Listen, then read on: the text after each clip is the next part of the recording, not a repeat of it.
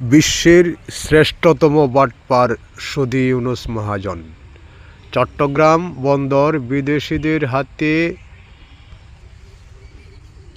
তুলে দেওয়ার সিদ্ধান্ত ফিরিয়ে না আনার আগ পর্যন্ত হরতাল অবরোধ চলবে এই চট্টগ্রামে।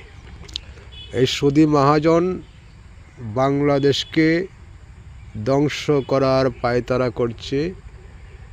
এই বাংলাদেশকে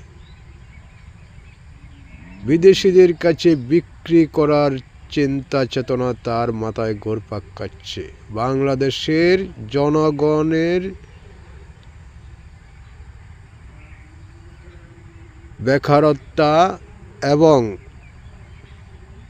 দরিদ্রতা